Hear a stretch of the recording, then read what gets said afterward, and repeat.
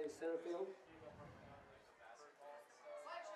Welcome to Spanish Fork High School. They kind of rushed this one. It's not high school, Spanish Fork Complex. They're rushing this one through as we are ready to start here. In fact, we haven't even got the rosters totally put together up here, but we're playing the ball game. Millard is the home team once again, and their lineup is pretty close to the same thing. Batting first for Duchesne is the center fielder, Kelsey Woodhouse. She starts off with a 2-0 count, I believe, 2 balls, no strikes, as we get going here. After we cleared the dust after that last barn burner that we just got through with, they kind of rushed this one out. Ball is hit to the shortstop, Wade. Wade comes across to Tylynn Taylor, so that's a 6-3 first out right there. Nice play by the Millard Eagles.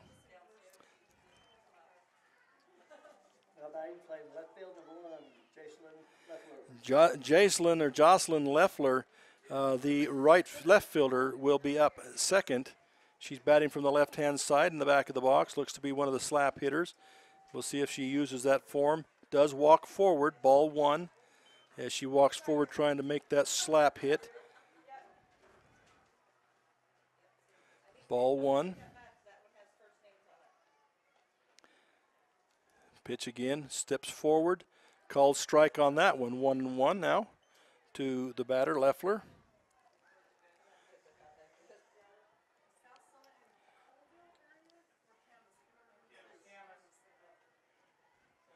Pitch on the way, outside, low, ball, 2-1.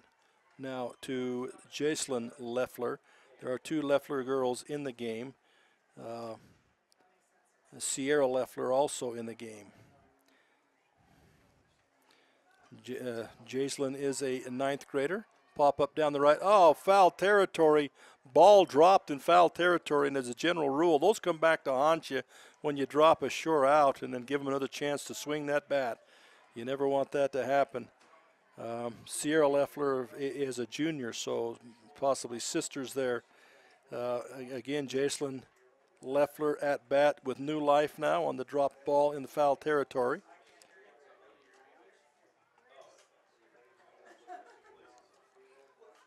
She slaps it, goes to the shortstop. Wade comes up with it quickly across, and they're going to call the out there quickly across. The umpire was off doing something else. The home plate umpire was all alone in that deal, made the call, but that a nice play by Wade as she had to get that up quick. That's the advantage of slap hitting from the left side, is you're down that line so quickly.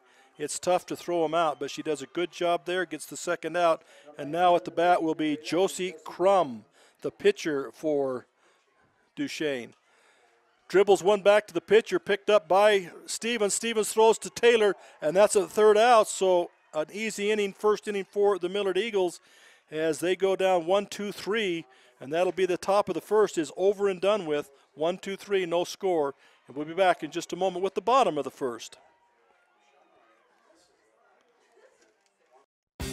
The trail is calling. Every turn, hill, and fallen log is screaming your name. And you're ready because you have the right type of power and agility to answer the call. Introducing the Honda Pioneer 1000 with best-in-class 999cc engine and the industry's only 6-speed fully automatic dual-clutch transmission. Check out the Honda Pioneer 1000 at Garrett Honda, 563 North Main in Nephi. Garrett Honda, our family serving your family for over 50 years. I'm Reed Skinner. I'm an OBGYN, recently transferred here to Central Valley Medical Center in Nephi. I'm excited to bring to Nephi the experience and the training that I've had in helping to take care of women through all stages of life, from low risk to high risk pregnancies or infertility, family planning, all the way to postmenopause and the management of that time frame. I also specialize in minimally invasive surgery. I'm excited to be here in Nephi and partnering with Central Valley Medical Center, providing the best possible care we can for women through all stages of life. Welcome back to Spanish Fork. We're getting ready for the bottom of the first now. That quick inning gave us a chance to kind of catch up a little on the paperwork up here. Again, Duchesne went down 1-2-3. 2 balls hit to the shortstop, thrown out at first base, and then the last one was a dribbler back to the pitcher, also thrown out at first base. So Kelsey Woodhouse, Jocelyn Leffler, and Josie Crumb were those 3 batters. And now Millard will be on their first opportunity offensively in the bottom half of the first inning. And they will trot out there in pretty much the same order. They have Cadence Coyle with bat number 1, Megan Wade number 2, and Brindley Stevens will be the third batter starting the inning. Difficult note we might make is the difficulty right now that the batters are facing, because the pitcher is in partial shade, partial sunlight, so the ball is going to go from sunlight to shade to sunlight to shade. That makes it tough sometimes. Coyle lifts one on the first pitch. There's a slap technique, but she slaps it over the head of the shortstop for a base hit. Well done there by Coyle. She's kind of struggled a little bit with that today, but that was excellent what she did right there as she starts the game off with a base hit. Megan Wade will come to bat now. Megan Wade's had a good tournament in the 3 games they played today. And Brindley Stevens will be on deck. Megan Rasmussen in the hole. Megan turns around to bunt, lets it go through. The throw down to second base, not in time. And going in, standing up is Cadence Coyle. Good speed on the base pass. And I believe it was a ball call on the batter. Not sure. We'll have to wait and get that. But she did not offer at the bunt. She squared the bunt and then pulled it back, or just stood there. Fouls the ball off hard down the first baseline, goes off the backstop, drops to the first baseman. So that'll be a ball and a strike now. 1-1 the count to Megan Wade.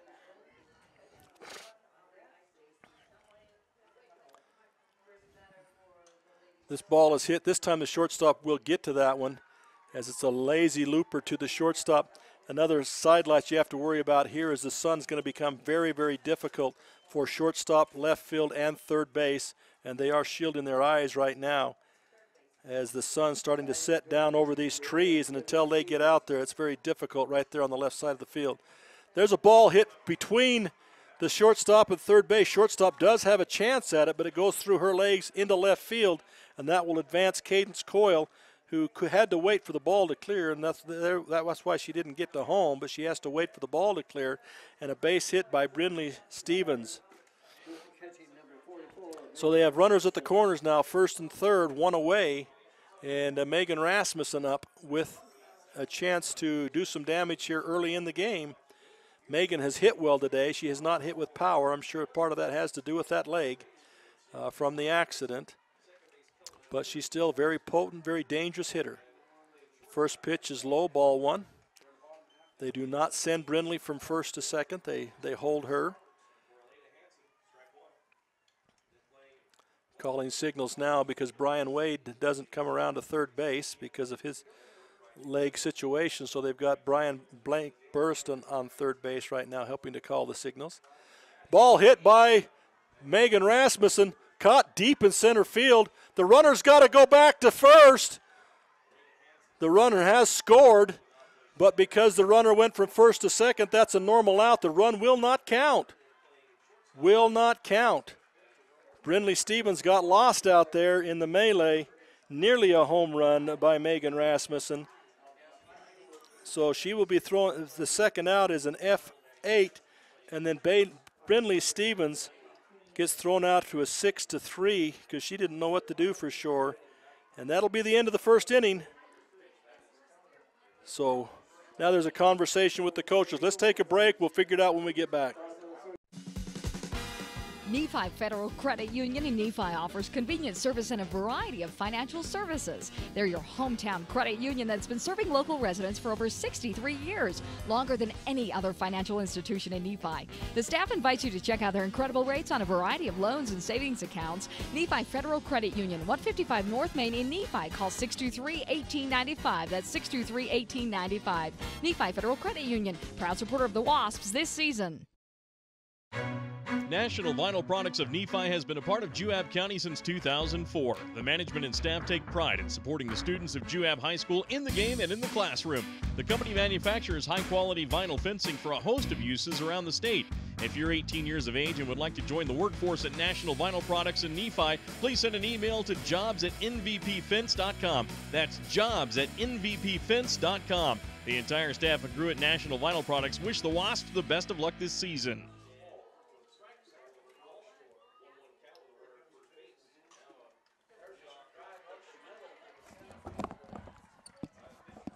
Welcome back. There's again a controversy on the field. the officials have asked for, I guess, the head association official to come down to the field. They've moved down the third base line to have a conversation.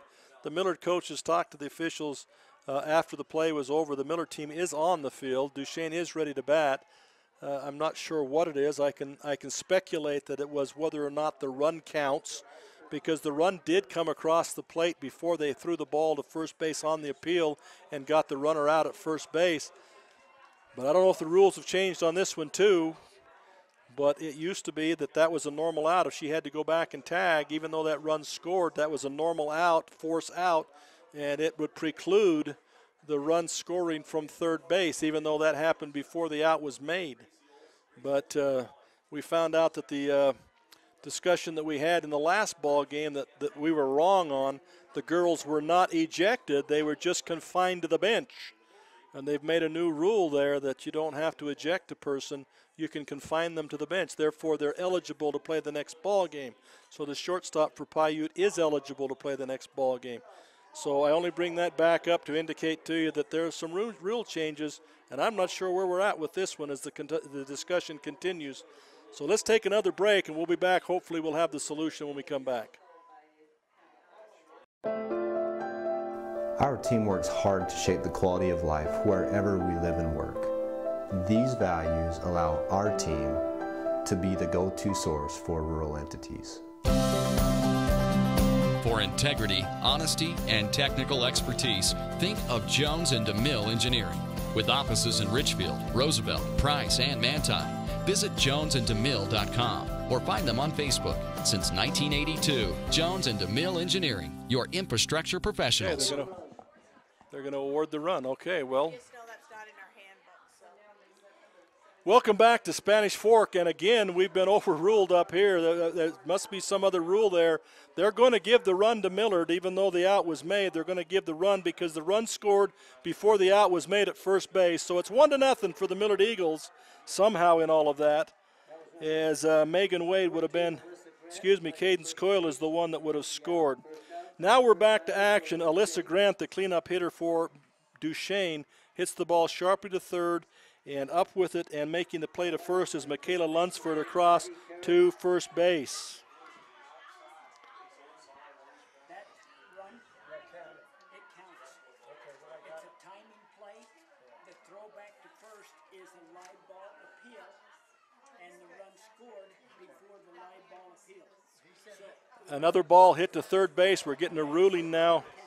So Maddie Karen also hits it to third, and they throw her out at second. We've just gotten a ruling now that they're saying that in the first inning with Millard, there's a timing involved in all of that, and so she scored before the live ball appeal at first base. That makes the run legal at home and not a normal out at first, and so it does count. So Millard is up 1-0, and that's the ruling, is because of it's on a timing play. It's a timed play. Okay. I've been out of the game too long. Pitching now, we're pitching to Sierra Leffler. She's number 12, playing second base, Sierra Leffler. And 2 balls on the batter. And again, the shadows are making a mess of things out there. Going in and out of those shadows, it's got to be tough on those hitters. And again, third base and shortstop, anything up in the air is going to be difficult for them to handle. Down low, it's okay. But if it gets very high, they're going to struggle to catch it, and left field too. Nice pitch at 2-0. Strike called. Beautiful pitch by Brinley Stevens, who's thrown all but a couple of innings in this tournament today. Done a nice job. Ball hit to the shortstop. Up with it is Megan Wade across the field to Tylynn Taylor. Another out. This time 6-3. For the third out, so 3 up, 3 down, 2 straight innings for the Millard Eagles, and Miller will be back up to bat when we get back. I'm Dr. Chris Karish, orthopedic surgeon with a subspecialty in sports medicine.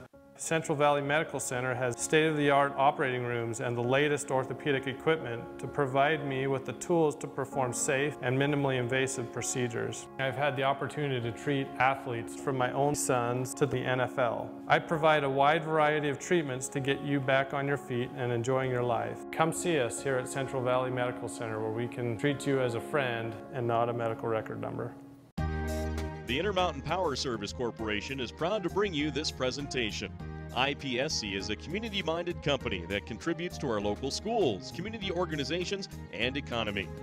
The Intermountain Power Project consistently ranks among the best of America's coal-based power plants in reliability, cost-effectiveness, and environmental responsibility.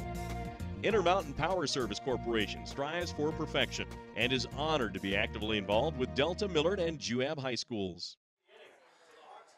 Welcome back to Spanish Fork, where we are in the land of figuring out rules. It's been fun. It's been interesting.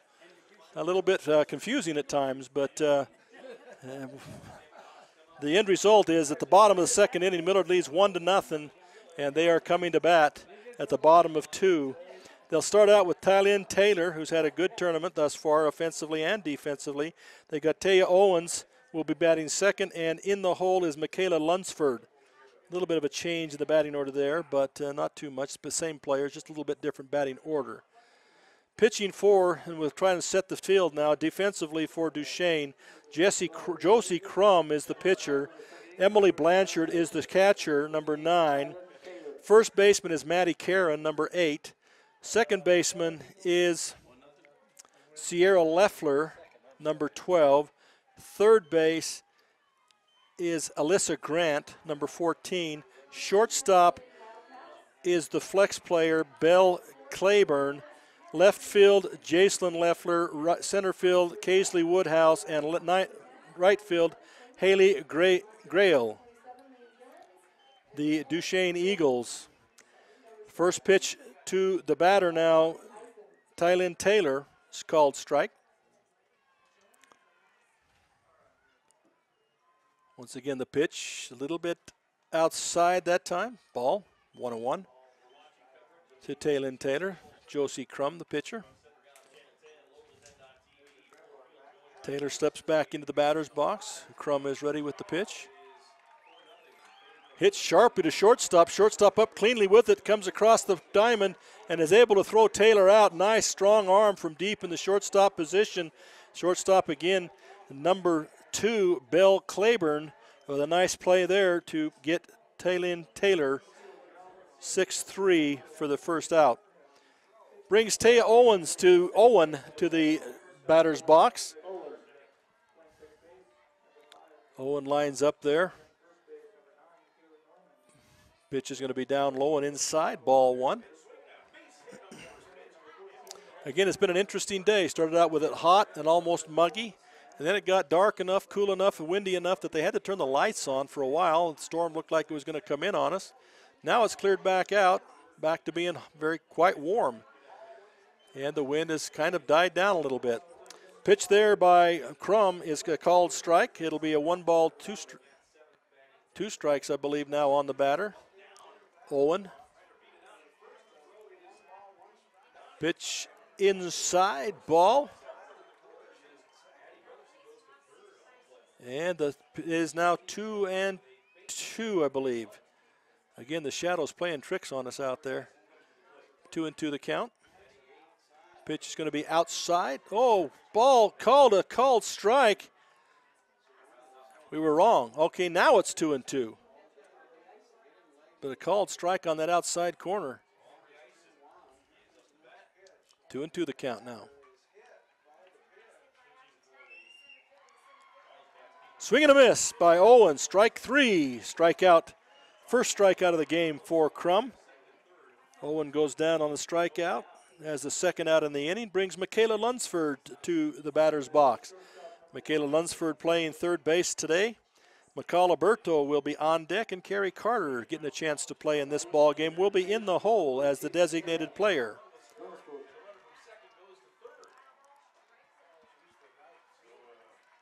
Pitch is going to be high and outside to Lunsford. Ball 1.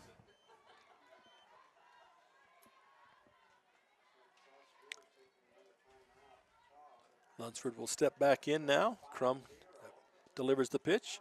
Looks like a strike and is a called strike right down the middle, a little bit low in the batter's eyes apparently, but it was a called strike. Looked pretty good from up here. So 1-1 the count. Ball outside, ball. 2-1 the count now. to Lunsford. 2 down in the inning, bottom of the second. And again, Millard ahead on the controversial call in the first inning.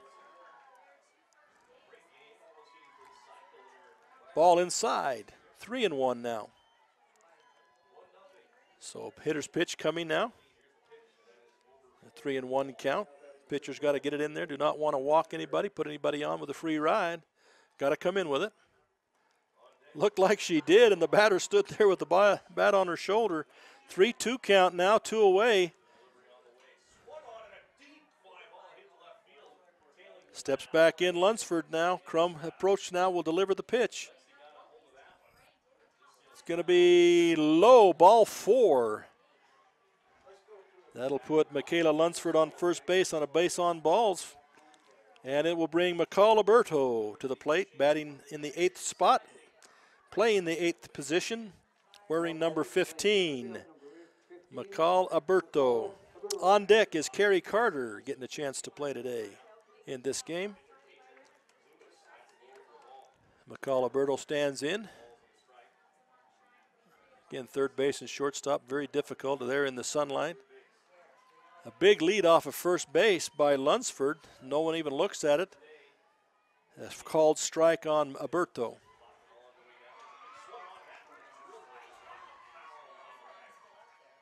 Crumb brings it. Ball hit hard into right center field. It's going way back, out of the field. Home run for McCall Alberto. Ho-ho! Great shot to the right side by McCall Alberto. Will bring 2 runs across the plate. That'll bring in Makayla Lunsford and also McCall Alberto. Home run for Alberto. It looked like it was going to be a gapper. Looked like we were going to get run. Millard was going to get a run out of it because of the deep into that right center field fence. But in fact, it carried over, and the wind just happens to be blowing out a little bit to that field right now. So that gives a score out of 3-0 now for the Millard Eagles. And Duchesne's together in the middle of the field to try and talk a little bit about that. But a great hit by Alberto, going away to right field for a home run. Brings up Kerry Carter now, the designated player, the designated hitter. It's her first attempt at the plate today. She's been used as a runner, but has not had a chance to swing a bat yet in this tournament. She's going to get that chance now. 2 away, 2 across here in the third inning. Second inning. It's a hard shot back at the pitcher. Goes off her shin. She's going to be able to beat it out. We hope the pitcher's all right as that went off her shin and then dribbled back to the shortstop.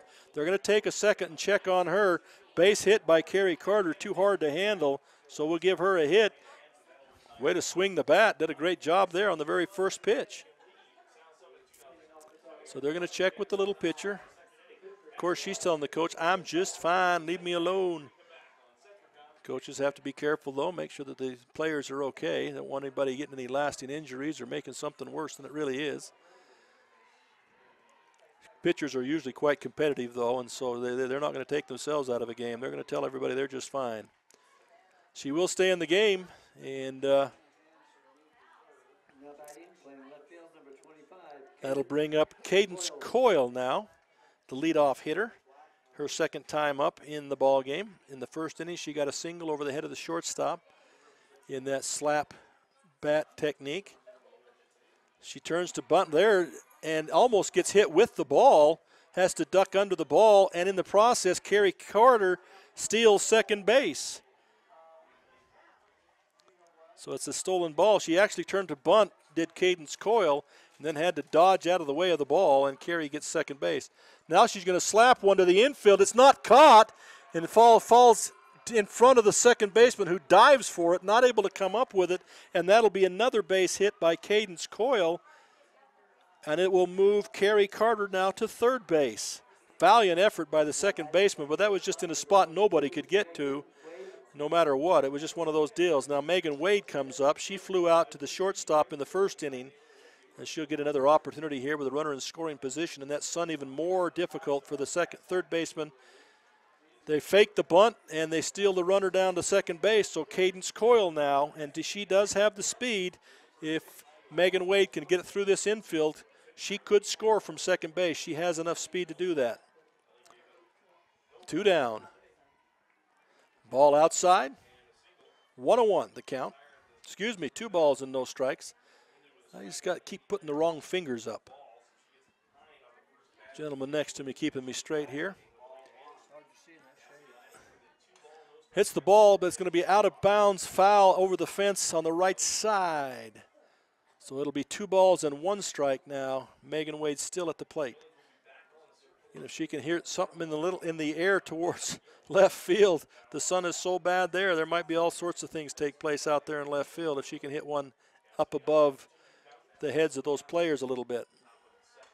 Ball's going to be sharply to the right side of the field, hustling down the fielder, picks it up, makes a bad throw. 1 run is in, 2 runs are in, and Megan Wade heads to second base on an error by the second baseman there on a bad throw. Megan Wade reaches on an error, and in the process she drives in 2 runs. That's 4 across in the inning now. Millard out to a 5-0 lead. And Brinley Stevens comes to the plate.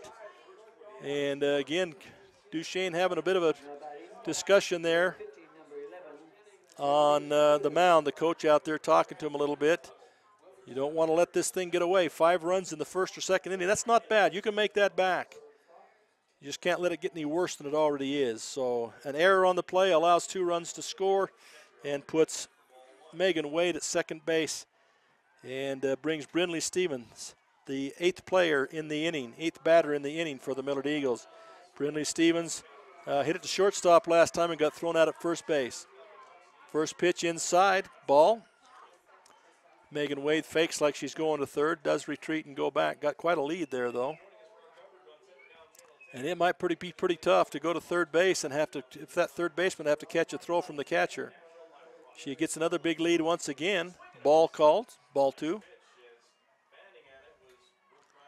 So Josie Crumb needs to settle down here and throw strikes. And the girls behind her need to pick them up and make outs. Brinley Stevens down the third baseline. Foul ball. Strike 1. 2-1 now the call.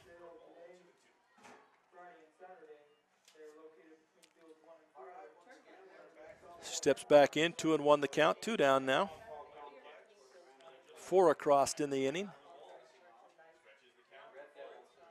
Swing and a miss. Strike 2. Nice pitch on the outside corner there by Crumb with a little movement towards the outside. So it's a 2-2 count now with 2 outs. 2 runners on. Pitch from Crumb. Hit by Josie. Ball's going to be picked up by the shortstop, but it looks like she got there in time, and she did.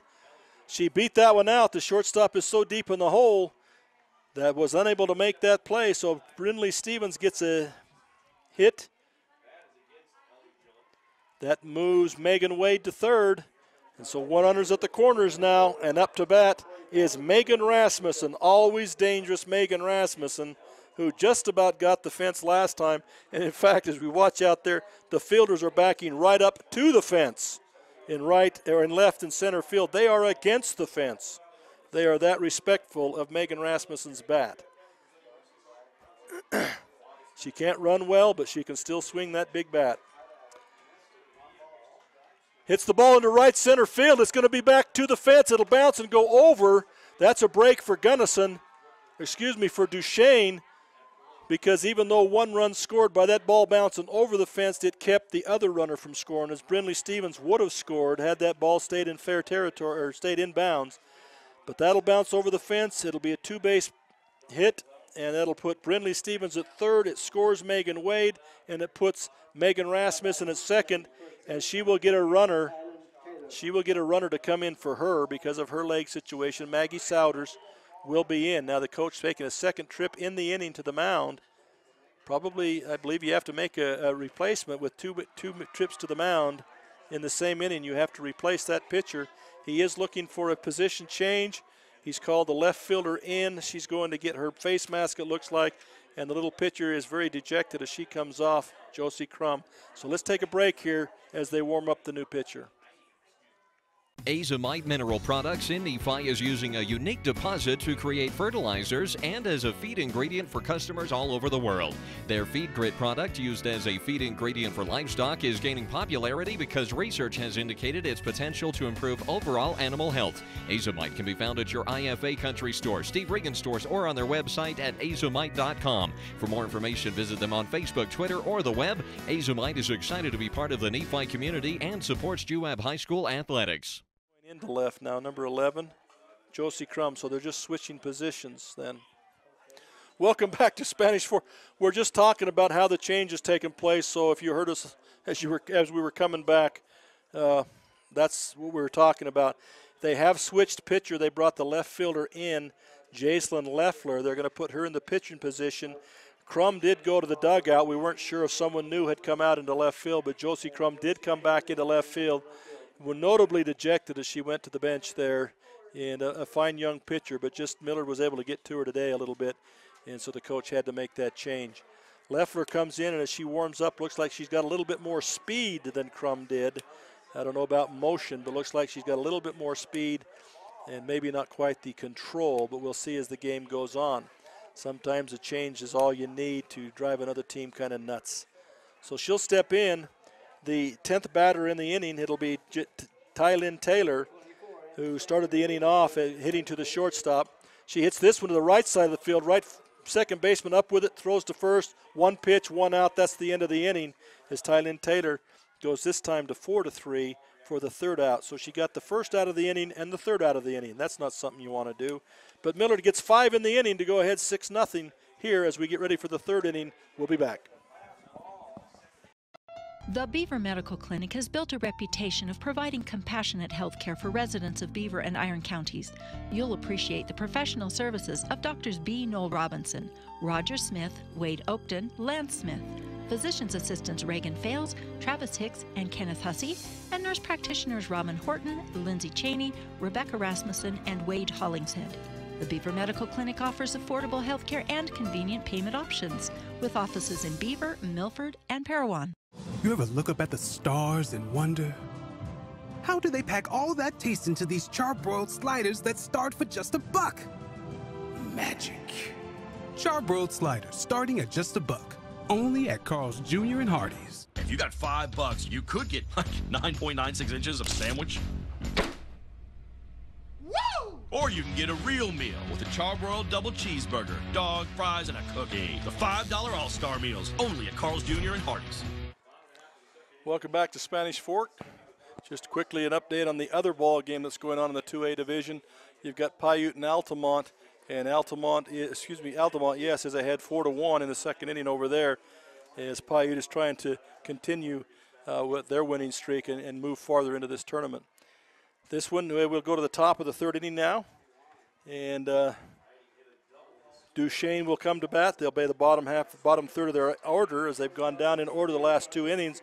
They'll come up with Emily Blanchard, the catcher, to lead off. They'll have Haley Grail batting second or on deck, and in the hole will be Taylor Giles in the hole as a designated hitter. First pitch is hit sharply to third base, goes right by the third baseman into left field, so the first hit of the ball game for the Duchesne Eagles by Emily Blanchard. Gets to first base and gets a runner out there. They'll put a runner in for her. The catcher, you can do that. And so she can go get her stuff back on. So they'll run into pitch. They'll bring in number 10 for Tommy Mascaro. Pitch comes in, called ball. Ball 1.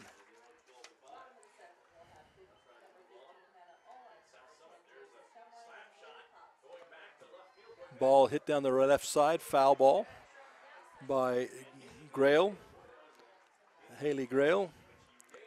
Again, the first hit of the game, first runner on base of the game is Blanchard with a nice job. Fake the bunt, throw down to first. Taylor was too far off the bag, had a chance if she'd been closer to the bag. So 2 balls, 1 strike now. And Brindley Stevens again sets, throwing to Grail. Oh, nice. Pulls the string on it. Runner goes. The throw is down in time, and the runner is out easily. Great throw by Rasmussen. And again, remember, Rasmussen cannot get up off of her knees, really. She throws everything from her knee because of that leg not being able to get up off of it. But what an arm as she throws down and takes out the batter, or the runner there, for the first out of the inning, leaving Grail still at bat with nobody on a 2-2 count, 1 down. So that takes that runner off the base paths. Brindley Stevens comes back forward now, brings the pitch, hits sharply down foul down the line. She really got around on that thing. It evens the count now at 2-2.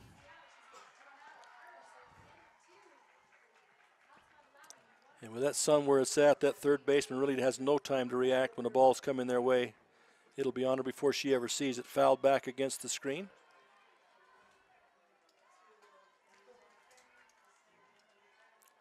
2-2 remains the count now. Third inning, top of the third.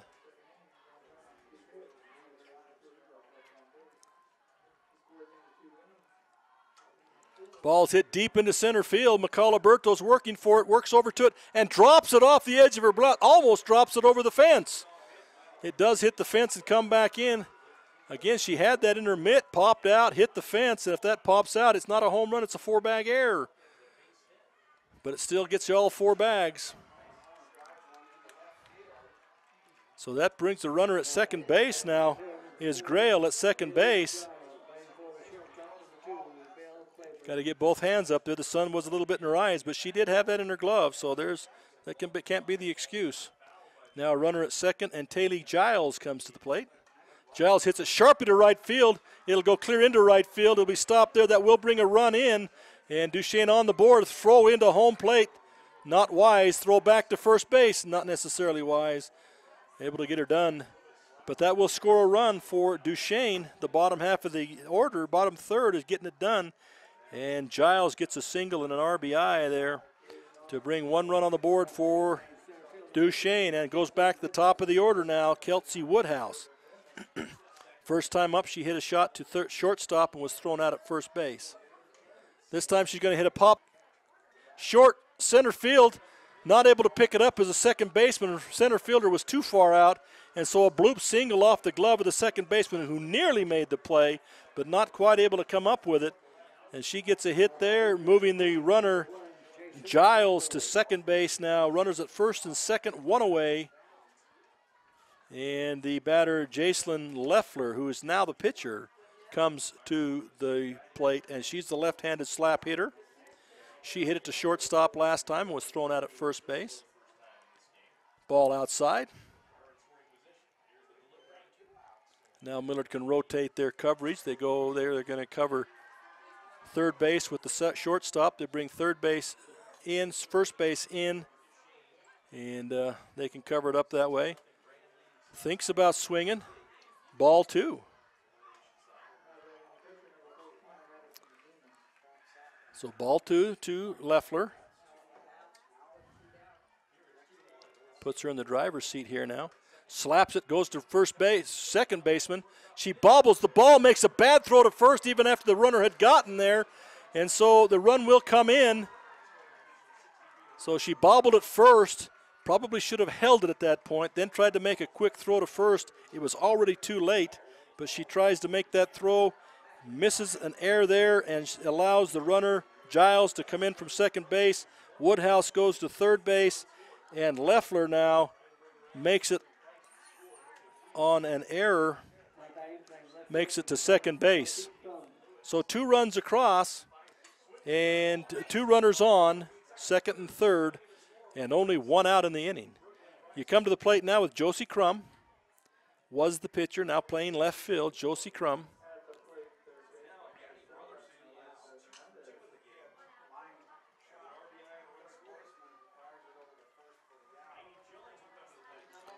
A little bit of a discussion on the mound. Millard coaches trying to settle their players down. No changes made, just trying to settle things down. Defensively, they had been pretty good in the first couple of innings, and then they've just kind of crumbled here in this third. Let a couple of runs get across. Duchesne's putting the pressure on them. They're putting it to them. And Millard's going to need a great play from somebody here to kind of shut this thing down. They're going to have a big play from somebody. Swing and a miss. Ball gets loose. I don't know if they figured that's a foul ball. They're going to call it a foul ball, I guess. Swing and a miss by the batter, Crumb. She was swinging for the fences with that one. Now the shadows have gotten so that there's not much of a problem. We got a cloud or two in the sky. Another pass ball. The pitcher slow getting to the home plate, and safe at home is the runner, Kelsey Woodhouse. The catcher got to the ball in time, but the pitcher did not cover home. So Leffler goes to third base. Woodhouse is in. There's 3 across in the inning for Duchesne. And Crumb still at the plate batting with a 1-1 count, 1 away. At third base is Leffler.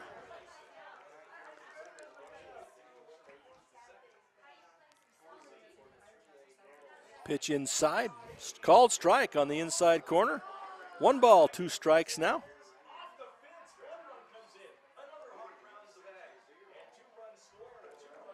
Stevens delivers. Ooh, on the outside corner, they're going to call her strike out on the outside corner. That was a great pitch right there. And that's probably one Josie Josie Crumb's wishing she could have got some of those pitches in her own mind. 2 outs in the inning. Leffler still at third base. Alyssa Grant now comes to the plate. She hit the ball to third base last time, was thrown out to first. This time over the third baseman. Sharp hit over the third baseman's head. And the throw will come quickly back in. Throw across to first base. Blocked by Taylor. And that will score another run. Nice hit there by Alyssa Grant there. Sharp hit there. And it brings Maddie Karen to the plate now. Maddie Karen also hit to third base last time, was thrown out at first. Hits the ball sharply up the middle between the pitcher's legs into center field. Alberto up with it. It's back in quickly so that the runner can only get 1 base. Alyssa Grant goes to second. Maddie Karen goes to first. And the hitters for Duchesne now really starting to whack the ball. They're not just hitting the ball, they're hitting it hard. And they're hitting it hard at people and past people. So Sierra Leffler now comes to the plate. She'll be the 9th batter in the inning. They've completed the whole order here with a runner on first and second, 2 away. First pitch is a ball. Sierra Leffler hit it to shortstop last time and was thrown out. That's a pitch a little bit high and outside there, ball 2. On deck is Emily Blanchard, and she got a single last time and then was thrown out getting too far off first base. Another pitch on the outside corner, took something off of that pretty pitch there by Stevens for Millard. 2 balls, 1 strike.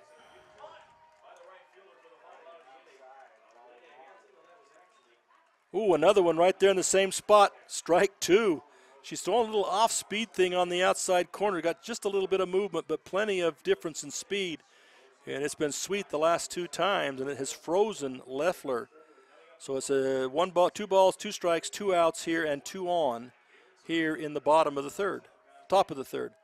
Tries for that corner again and just misses. So it's a 3-2 count now, and with 2 out, the runners will break with the pitch. Gives them a distinct advantage if she happens to make contact. Pitch comes in, off the nubbins to third base. It's going to be called foul just off the line. Jammed her up a little bit there on a quick pitch, and she nubbed it down the line and just foul. So she still has life. Sierra Leffler, 3-2 count, 2 outs. Runners again will be going with the pitch. They'll take off. Pitch coming in, sweet. Ball hits sharply to the right side. Past the second baseman into center field. 1 run's come in. Second run to third. Now you got the runner at first. Trying to figure out what to do. She'll go back to first, but Sierra Leffler with a single. Another sharp single, and that will score Alyssa Grant from second, and it will move Maddie Carter to third. So you got runners at the corners, and Emily Blanchard comes back up. She has a chance now. She had a single earlier in the inning as she led off the inning. So 6 hits in the inning already for Duchesne. You had the shortstop sneaking across, trying to sneak into position. She broke towards second base, and the ball was hit by the Blanchard right back where she had been. Had she not moved, the ball would have come right to her, but Blanchard hits it behind her. Another single. That's 2 singles in the inning for Blanchard. And she gets to second base as they try to throw out the runner, Leffler, at third base, which they're not able to, and it brings Maddie Karen in to score. So that ties, 6-6 now, the score. As they have tied the score up here in this third inning, top of the third, and they're not done yet as they've got Haley Grail at the plate. And she rips one into left field over the head of the third baseman. 1 run in, second one coming. The throw to the plate is high, and she's going to be safe at home. I think they need to tag. Now she steps on second, and so she'll be safe at the plate. And another hit by Grail scores 2 runs as an errant throw at home is going to score 2 runs there and make the score now 8-6 by Duchesne, all in this top of the third inning. Batting now, Taylor Giles, who also has 1 hit already in the inning. Upside, outside, and high, ball 1.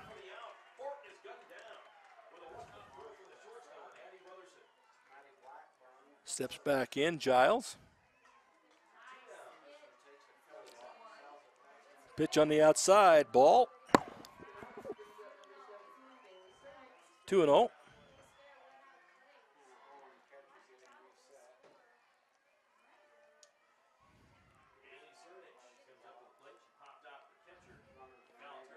Pitch is going to be low, ball 3, 3-0.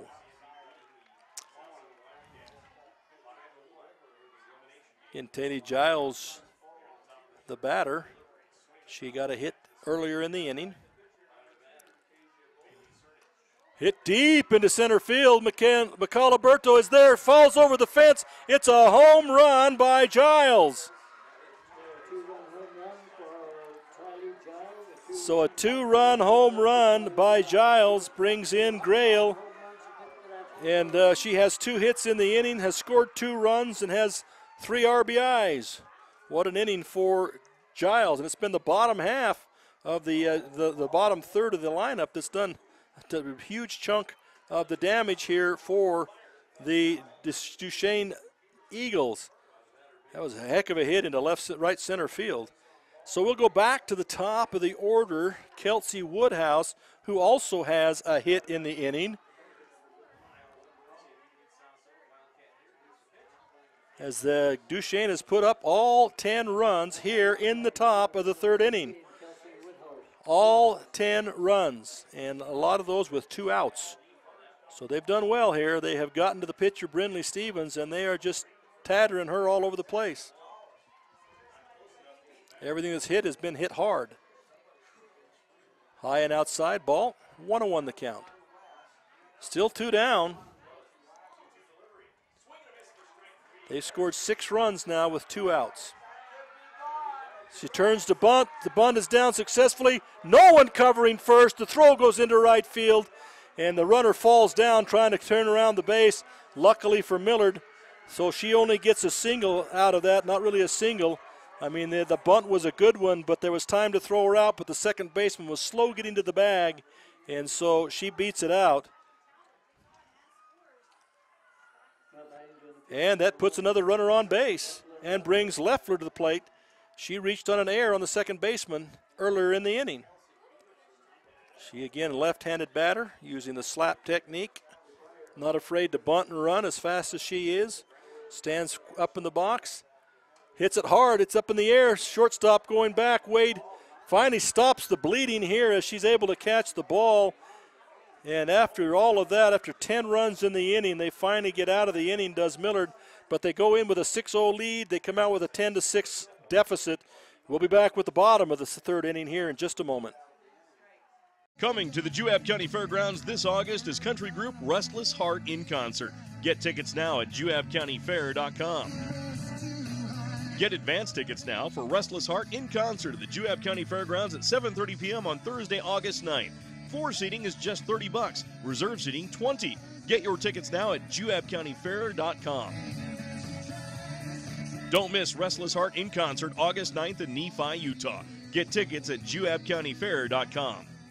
My name is Richard Anderson. I'm one of the general surgeons working at Central Valley Medical Center in Nephi, Utah. My trajectory was not into surgery at first. I decided to become a research scientist, but I had no opportunity to work with people. Since moving to this area, I have made lasting friends, lifelong friends, and I have enjoyed providing the same sort of quality surgical care that they can obtain in Salt Lake or Provo, but with more prompt and certainly more personal service. Welcome back. If you're a Millard Eagle fan right now, you're kind of shell-shocked with what just happened in the top of the third inning. Again, Millard started the third inning defensively. They had a 6-0 lead in the ball game. Looked like they were comfortable. Duchesne hadn't had a base runner in the first 2 innings. They went down 1, 2, 3 in both of those innings.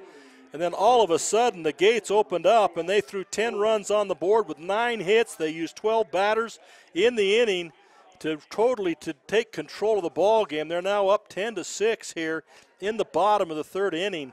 And what an inning. 10 runs, 9 hits, errors on Millard, and just a whole rash of things. But the balls that Duchesne was hitting were not just simple hits. They hit everything hard, as they kind of have figured out the pitcher, Brindley Stevens, for right now. And their Millard's going to have to get the momentum turned back around, as they'll come to bat with Taya Owen leading off, the second baseman, and then Makayla Lunsford on deck. First pitch to Owen is a ball, and McCall Alberto, who has a home run in the ball game, will be up. She is in the hole right now.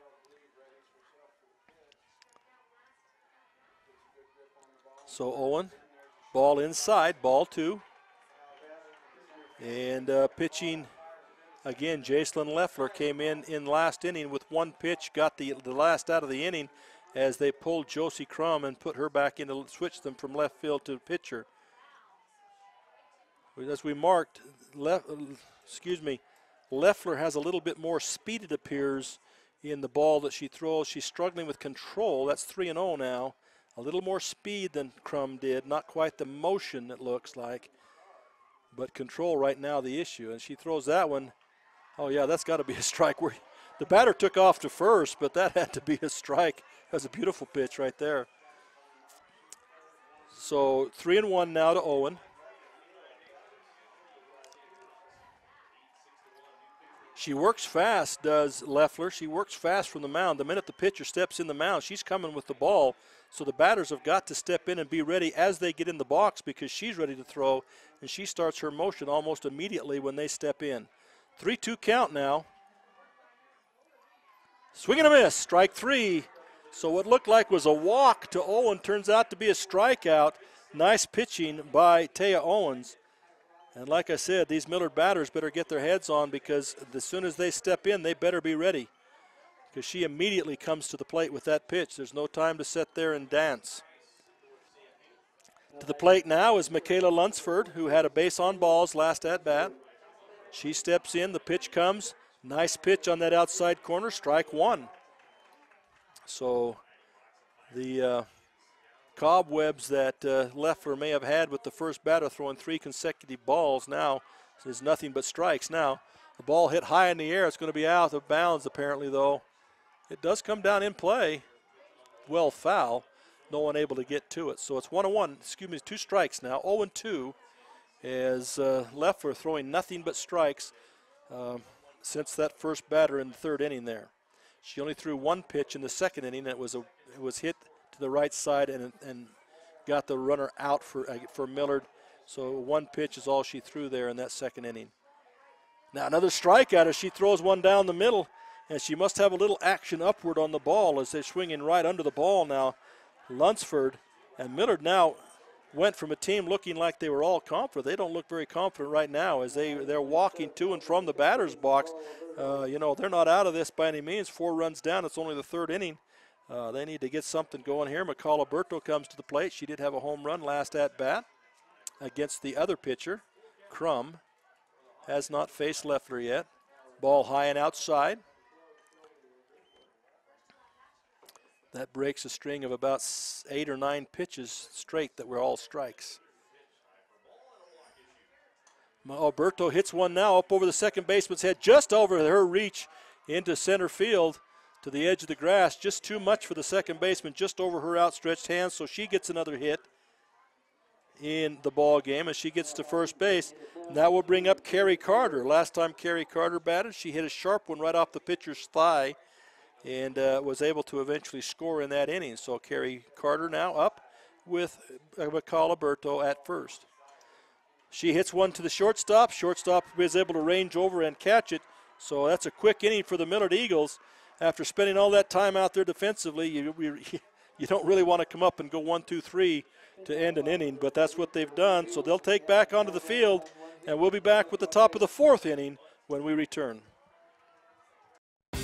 The trail is calling. Every turn, hill, and fallen log is screaming your name. And you're ready because you have the right type of power and agility to answer the call.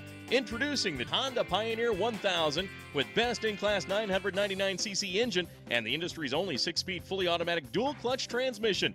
Check out the Honda Pioneer 1000 at Garrett Honda, 563 North Main in Nephi. Garrett Honda, our family serving your family for over 50 years. I'm Reed Skinner. I'm an OBGYN, recently transferred here to Central Valley Medical Center in Nephi. I'm excited to bring to Nephi the experience and the training that I've had in helping to take care of women through all stages of life, from low risk to high risk pregnancies or infertility, family planning, all the way to postmenopause and the management of that time frame. I also specialize in minimally invasive surgery. I'm excited to be here in Nephi and partnering with Central Valley Medical Center, providing the best possible care we can for women through all stages of life. Nephi Federal Credit Union in Nephi offers convenient service and a variety of financial services. They're your hometown credit union that's been serving local residents for over 63 years, longer than any other financial institution in Nephi. The staff invites you to check out their incredible rates on a variety of loans and savings accounts. Nephi Federal Credit Union, 155 North Main in Nephi. Call 623-1895. That's 623-1895. Nephi Federal Credit Union, proud supporter of the Wasps this season. Welcome back to Spanish Fork now. Millard kind of back on the field, and back to bat are the Duchesne Eagles. Josie Crumb comes up, hits the ball to shortstop, bobbled by the shortstop, comes up with a big throw across, not in time. Josie Crumb just too fast when you bobble the ball, and so it'll go down as an E6, but more importantly, or more disastrously for Eagles, is they let that leadoff runner get on again and open up the door to another big inning for Duchesne. Duchesne's going to hit the ball, but when you get a chance for an out, you've got to make the out. Duchesne looks to be a pretty darn good hitting softball team. A nice change up there by the pitcher, Brindlin Stevens. And the batter, number 14, Alyssa Grant. She got a single last time up. 1-1 the count. Ball inside. Excuse me, now it's 1-1. Quick throw down to first to try and get Crumb, not in time. So 1-1 the count now in the top of the fourth, and nobody out. Coach has called in a play. They're checking their armbands to see what that play is. See if they turn Alyssa Grant around to try and bunt the ball here to get the runner over and cause some confusion by the Millard Eagles. See if they take that bat out of the hands of the big cleanup hitter. She sneaks her hands up. Sure enough, the pitch is high. Looked like she was starting to sneak those hands before she pitched, and almost like Brindley had tried to freeze her and see what she was going to do. She did sneak the hands up, but the pitch was way high and outside, so ball. Now the Millard coaches come out of the dugout. Oh, there's a ball on the field. Came in from the other side over there. 2 balls, 1 strike to Alyssa Grant. Runner at first base is Josie Crumb.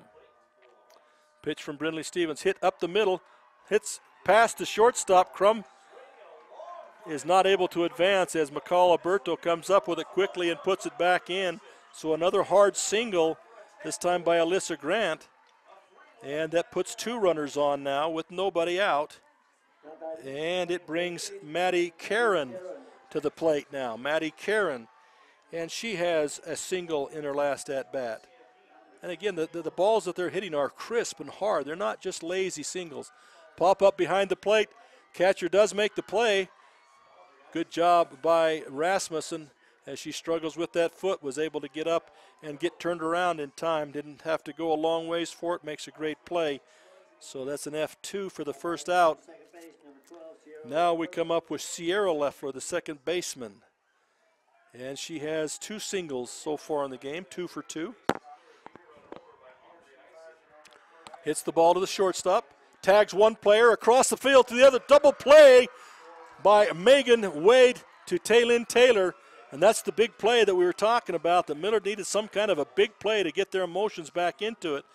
So Megan Wade picks it up. She tags Josie Crumb going from second to third for the second out, and then she throws the ball across the field to Taylin Taylor for the third out, and that will do it for the top of the fourth. We'll be back in just a minute. National Vinyl Products of Nephi has been a part of Juab County since 2004. The management and staff take pride in supporting the students of Juab High School in the game and in the classroom. The company manufactures high-quality vinyl fencing for a host of uses around the state. If you're 18 years of age and would like to join the workforce at National Vinyl Products in Nephi, please send an email to jobs@nvpfence.com. That's jobs@nvpfence.com. The entire staff and crew at National Vinyl Products wish the Wasps the best of luck this season. Welcome back to Spanish Fork Softball Complex. Again, the bottom of the fourth inning, 10-6 the score in favor of the Duchesne Eagles over the Millard Eagles. And in the other game that's going on right now for 2A, you've got Altamont winning their ball game in the other game. Again, both of these games are in the drop-down division, and the loser goes home, and winner will continue to play into tomorrow and have a chance to continue working back into the upper echelon there and trying to get back. It is a true double elimination tournament, so one of these teams could, in fact, come back through and win the championship, although even though they've lost one game already. So he will be in the bottom of the fourth inning. We'll start the fourth inning at the top of the order with Cadence Coyle coming to bat. On deck will be Megan Wade, and Brindley Stevens will be in the hole. Big play there to end the top of the fourth there for the Millard Eagles as Megan Wade picks it up, tags out one runner, throws it across to first for the double play. A great play there by Megan Wade. So Cadence Coyle, I believe it's the first time she has faced this pitcher. Pitches outside and low, ball one. She definitely has more speed than Crumb, Leffler does. Once again, she comes to the plate, slaps at it. Did not really get her arms extended, did Cadence Coyle. She did make contact, but she never got the arms completely extended, or she might have been able to put that thing in play. Now she's choked up a little bit on that bat. Again, stepping down, ball outside. Oh, called strike. So 1-2 the count now.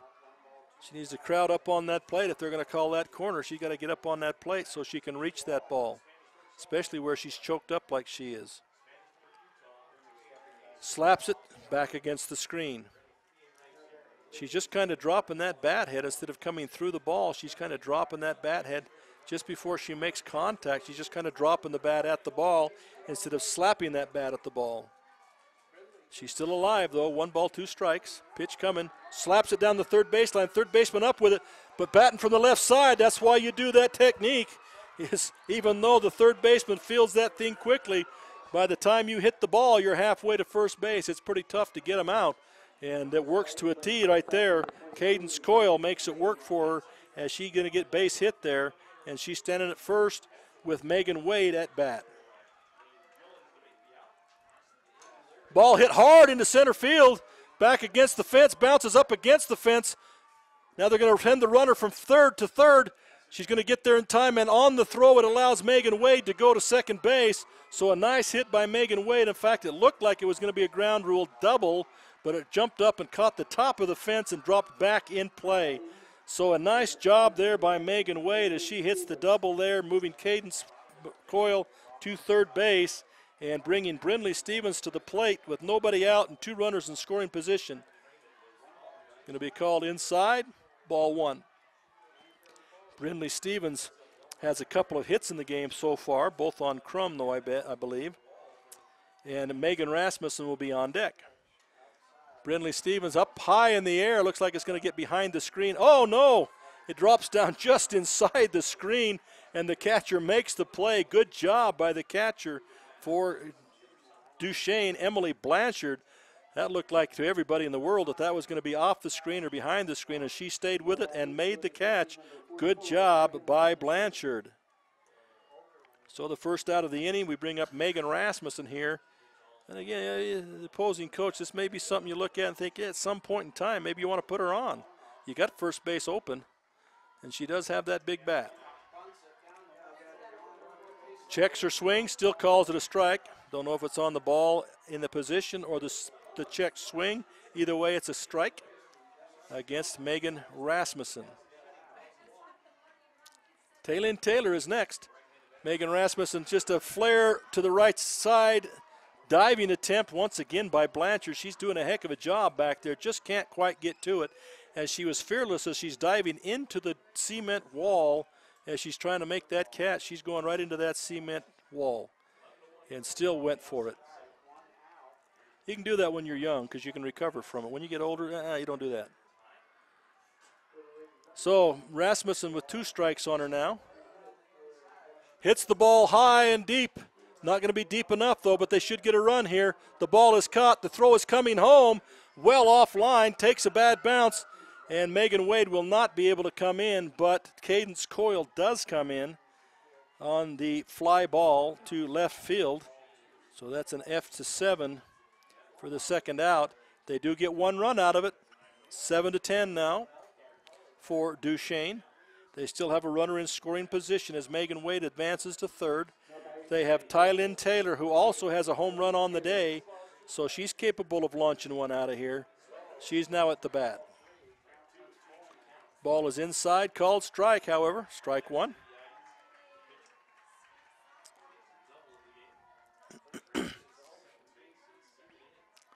She'll be facing Leffler.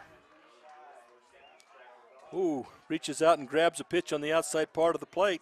As goes foul into the upright and the protective grating around the dugout area. So 2 quick strikes on Tylynn Taylor. And quickly Leffler brings it. She's going to pop it up on the infield. Caught by the third baseman. So that'll be it. Millard does get a run, but only one. Looked like they had a threat going, but that'll be it for them in the 4th inning. So we'll be back with the start of the 5th inning in just a moment. Our team works hard to shape the quality of life wherever we live and work.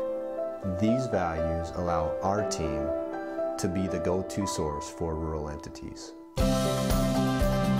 For integrity, honesty, and technical expertise, think of Jones and DeMille Engineering. With offices in Richfield, Roosevelt, Price, and Manti. Visit jonesandemille.com or find them on Facebook. Since 1982, Jones and DeMille Engineering, your infrastructure professionals. Les Schwab over 60 years, and we're still saying it. If we can't guarantee it, we won't sell it. I'm Dr. Chris Karish, orthopedic surgeon with a subspecialty in sports medicine.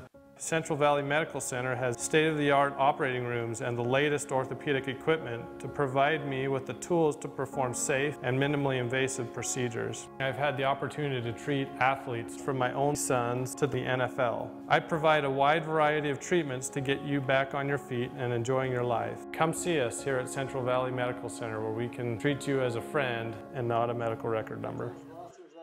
Welcome back to Spanish Fork Complex once again. Duchesne coming up in the top of the 5th inning, and they're coming up with the bottom third. The bottom third of their order has caused most of the havoc in this softball game, as they have all hit in the last 2 times that they've been up. They've all had hits, and they scored 5 of the 10 runs, and doing a heck of a job, the bottom third, with Blanchard, Grail, and Giles coming up here. Blanchard up now. Second pitch from Stevens is outside, ball 2, so 2-0. 2-0 now for the count against Blanchard. And Blanchard has singles both the last 2 times she's batted. This time it's a flare to the first baseman, however, caught 1 away. So they finally put down one of those players in the bottom third. They finally get one of them out easily. And that's a fly out by Blanchard for the first out of the inning. Grail comes up. She's been on base and scored both times. The last 2 times she's been up, she's gotten on and scored both times.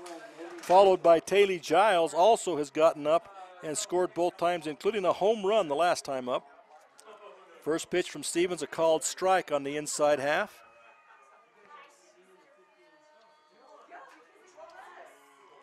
And it'll bring up the second pitch from Brindley Stevens. Inside, looks like it's hit her though. She tried to get out of it, was unable to do so. It went off the side of her leg. So Grail will reach on a base on balls or a hit by pitch.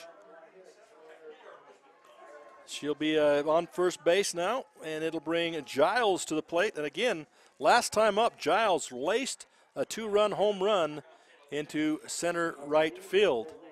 So she will be up, tries for another one, lifts it into right field. Right fielder settling under it, makes the catch. Runner gets off of first base, does not get the ball back in time. It goes off the first baseman's leg, but not far enough away, and the runner will stay at first. So they finally get a couple of those bottom players out, as now they get a fly out by Taylor Giles for the second out of the inning. And they still have Grail at first base and Kelsey Woodhouse to the bat. Fouled it up. This one might make it to us. Not quite make it to us. I was looking for a play on that one. Just missed the ledge. So strike one by Kelsey Woodhouse. Last time up she reached on an error. The time before that she got a hit in that big inning that they had. Hits the ball high and deep into left field. Going over, not able to come up with it as a left fielder. Now the runner coming around third. Looks like they're going to score from first. And they're going to hold the ball up wisely, not make a throw to home. And a valiant effort by the left fielder for Millard, Cadence Coyle, just not able to come up with it. And Woodhouse gets a double and drives in a run to extend that lead back out a little bit as Grail comes all the way around. A hit by pitch turns into a run. And it brings Jacelyn Leffler to the plate. Leffler pops it up on the infield. Who's going to field it? Nobody fields it. And kind of a mistake by the runner at second base. It was 2 down. She should have been on the run. Catch it, doesn't matter. Drop it, you're at third base at least. But she stayed at second, so did not advance. And Jacelyn Leffler gets kind of an infield hit. That brings to the plate now Josie Crumb. Josie Crumb has been on one time. She reached last inning on an E6 and then was tagged out on the double play. But she did reach base on an error and then was tagged out by the shortstop in the double play that ended the inning last inning. So the score 11-7, back to a 4-run lead now. Pitch is high by Stevens. 5th inning, top of the 5th.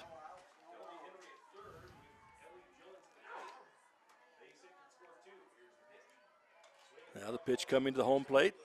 Hit hard into right field, going over his right fielder, off her glove, drops on the ground, 1 run in, bobbled the ball in center field, another run in. So 2 runs score on a ball that should have been probably caught. It was in the glove of the right fielder and then popped out. And then the center fielder trying to pick it up, dropped it, allowing the second run to score. So another big inning starting to happen here. All started with a hit by pitch. And in with the double, Josie Crumb, actually that's an error on 9. So up to bat now is Alyssa Grant. Alyssa Grant with 2 singles in the game. This is a good hitting team by Duchesne. They just keep hitting the ball. You got to make plays to beat them because they're all going to hit the ball somewhere. A ball into left field once again. They got a runner coming to third. They're going to hold her there. And Grant looks to come to second base. They're going to push her back. And Alyssa Grant now with another single. Pushing Crumb to third base now. Runners at the corners, 2 down. So Maddie Karen, the first baseman now, comes to the plate. She's got a hit in the ball game also. Hits the ball in the air behind second base. Right fielder coming in, makes the play. That'll end that inning, but not before Duchesne picks up 3 more big runs. on another big inning for Duchesne. We'll be back with the bottom of the fifth in just a moment.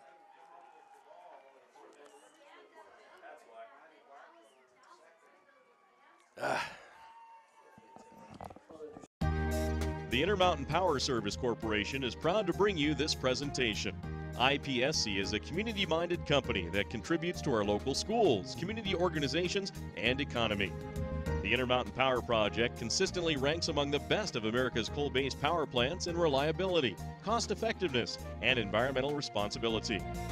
Intermountain Power Service Corporation strives for perfection and is honored to be actively involved with Delta, Millard, and Juab high schools. Azomite Mineral Products in Nephi is using a unique deposit to create fertilizers and as a feed ingredient for customers all over the world. Their Feed Grit product, used as a feed ingredient for livestock, is gaining popularity because research has indicated its potential to improve overall animal health. Azomite can be found at your IFA Country Store, Steve Regan stores, or on their website at azomite.com. For more information, visit them on Facebook, Twitter, or the web. Azomite is excited to be part of the Nephi community and supports Juab High School athletics. The Beaver Medical Clinic has built a reputation of providing compassionate health care for residents of Beaver and Iron counties. You'll appreciate the professional services of Doctors B. Noel Robinson, Roger Smith, Wade Oakton, Lance Smith, physician's assistants Reagan Fales, Travis Hicks, and Kenneth Hussey, and nurse practitioners Robin Horton, Lindsay Cheney, Rebecca Rasmussen, and Wade Hollingshead. The Beaver Medical Clinic offers affordable health care and convenient payment options, with offices in Beaver, Milford, and Parowan. Welcome back once again as we start the bottom half of the fifth. Now Millard trailing by 6 runs, down 7-13. Taya Owens come up, and as the leadoff, batting out of that number 6 position, she'll be backed up by Makayla Lunsford and then Makayla Berto in the hole. And the first pitch to Owen is a strike, second pitch is a ball, so 1-1 the count. And again, bottom of the fifth, Millard down by 6. As they gave up 3 more in the top of the fifth to Duchesne, who just keeps pounding the ball. Oh, and just over the head of the pitcher. Woo, that was close. That's why they wear the headgear, I guess. And she'll get a single out of it. They try to throw her out at first. She'll get back in time as she's kind of lazy over there at first, getting back to the bag. And she will get a single out of that. And that'll bring Makayla Lunsford to the plate. She struck out last time up, got a base on balls the time before that. So she's been on base 1 of 2 times now, with her 3rd attempt coming here. Hits it high and deep, but it's going to go over the wrong fence. It'll be a foul ball, and it'll be strike 1. That's just a long, noisy strike. She'll come back with another chance to swing away. Again, got a runner on first base. Is Taya Owens. Leffler brings it, foul back to the screen. It's a good move to put this little Leffler girl into pitch. They had found out how to hit against Crumb. Not that she was throwing bad stuff, it's just that Millard had found out how to hit her, and they were whacking it around pretty good. And so by bringing Leffler in with a different approach, a little bit more speed, a quicker delivery, it has made a difference. This one's going to get to us all the way back. Oh, takes a bad bounce and goes the other way. Scorekeeper had that one in his sights, had his glove on, ready to go with that one. Just did not quite get to us. Bounced the wrong way. 2 strikes on the batter now, 0-2 the count to Lunsford. And on deck is Makayla Berto, and in the hole is Kerry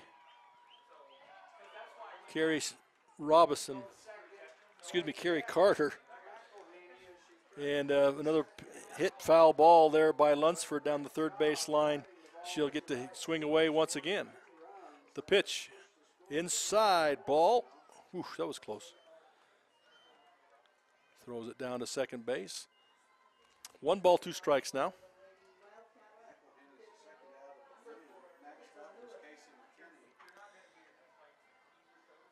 Leffler toes the pad and quickly comes to the plate. Ball is hit in the air. You got to go back to first. The catch is a lazy fly to the second baseman, and the runner leaves and is halfway to second, wondering where the ball is, and is thrown out at first base as she tries to get back.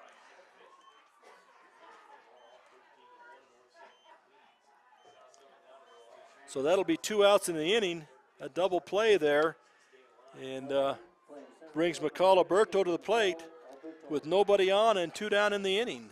Makayla Berto playing center field. First pitch is in there for a called strike.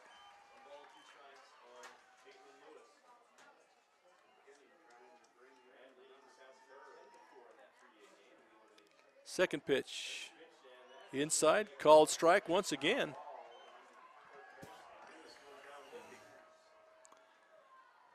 So 2 strikes on the batter. Makayla Berto, 0-2. Pitch is a little high, ball 1, 1-2.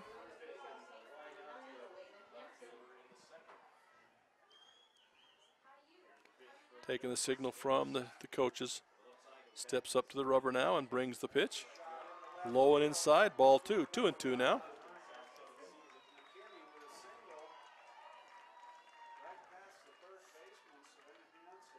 And it's a quick game with Leffler as the pitcher. She brings it. Her motion is fast. Her approach is fast. She has no waste of time. The only thing that slows her down is when she has to take the sign for the pitch from the coach and then look at the wrist plate to see what the pitch is. So she does that. Berto steps in the plate, and Leffler brings it. Strikeout. Strike 3 as Makayla Berto goes down swinging on the 3rd strike. So it's a 1-2-3 inning for the Millard Eagles, and they're down to the top of the 6th inning now, down by 6. And we'll be back with the 6th inning here in just a moment. You ever look up at the stars and wonder, how do they pack all that taste into these charbroiled sliders that start for just $1? Magic. Charbroiled sliders starting at just $1. Only at Carl's Jr. and Hardee's. If you got $5, you could get like 9.96 inches of sandwich. Woo! Or you can get a real meal with a charbroiled double cheeseburger, dog, fries, and a cookie. The $5 All-Star Meals, only at Carl's Jr. and Hardee's. Coming to the Juab County Fairgrounds this August is country group Restless Heart in concert. Get tickets now at juabcountyfair.com. Get advance tickets now for Restless Heart in concert at the Juab County Fairgrounds at 7:30 p.m. on Thursday, August 9th. Floor seating is just $30. Reserve seating $20. Get your tickets now at juabcountyfair.com. Don't miss Restless Heart in concert August 9th in Nephi, Utah. Get tickets at juabcountyfair.com. Welcome back to Spanish Fork. A score of note for you. The other game that's going on looked like Altamont was well in control over Paiute on the other field. And in the 5th inning now, Paiute has come back to tie the score at 6-6. As they battle back, just like they did against North Sevier. They're quite a bunch of battling players there, Paiute. And they've battled back to a tie with Altamont. In this game, Duchesne is in control at this point in time as we start the 6th inning. And we come to the plate now with number 12, Sierra Leffler, the second baseman. And she has a hit in the ball game. And so they all have hits. At least one hit. Everybody on the team has at least one hit. This one, she gets in the air. It's going to go in the gap between center and left. It'll get down, and she's trying to stretch it to a double. The throw comes in slowly, and she does get to second base as she hustles that into a double. There, Leffler doing a nice job there, stretching that out. She saw that it was not being quickly handled out there, and she stretched it into a double. So that puts her at second base, and Emily Blanchard. Again, we're at the bottom third of the lineup, and they have been pesky and difficult for the Millard Eagles in their at-bats. Now she sneaks the hands up the bats, turns around, squares up, pulls it back, swings, takes it down third base, picked up by the third baseman across the field to Taylor. And she got to get that out, but they do get the runner advanced. They'll move Leffler to third base, and they are able to get the out, but not the double play out. That'll bring Haley Grail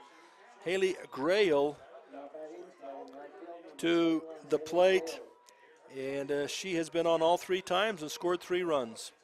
Very effective outings for her. She's got on all sorts of ways.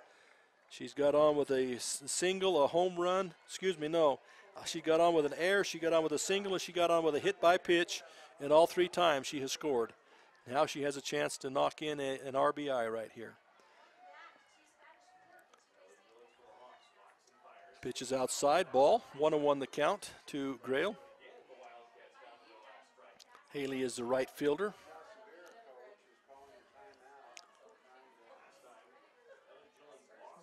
And she'll bring the pitch again down the third baseline. Beautiful, right past the third baseman. Unable to handle that ball as it went by her before she could even really see it. She will knock in the run. She'll get another single, and she's on base again with the intent to try and score once again as she knocks in Sierra Leffler. And there's Haley Grail with another single. 4 times up, 4 times on base. It's tremendous consistency and production from Grail. They're batting in the number 8 position. Now we have Taylor Giles coming up, and she's been on 2 of the 3 at-bats, and she scored 2 of the 3 at-bats in the batting out of the 9 position. Floats a change up over the outside corner. Does Brindley Stevens. Good for a called strike. The wind is coming in right now. And once again approaching the line, Brindley Stevens. Ball hit down third, way foul. And so that'll be a strike. 2 strikes now, 0-2 the count to Giles.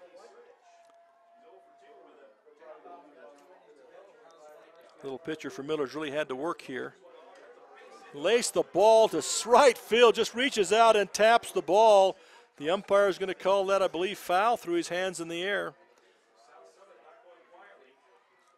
It's interesting for Millard. They did have one extra pitcher that as a freshman stood in here and threw game after game after game for them a couple of years ago, but was declared ineligible on grades, and so she's not with them right now, and that could really help if they could switch a pitcher right now, because Brindley has thrown a lot of pitches, and teams do find a way to figure a pitcher out after a while.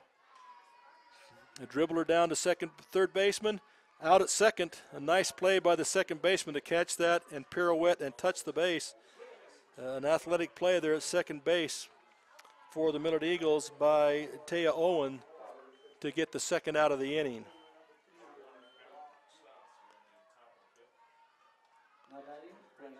That leaves. This ball is going to be racked into center field up the middle, and it'll be a base hit now for Woodhouse as they just continue to wrap the ball all over the place.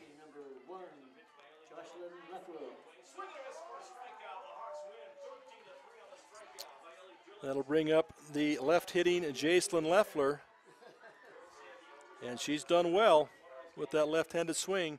She tries to duck that pitch, and it is called a ball. 2 runners on, 2 out, 1 ball.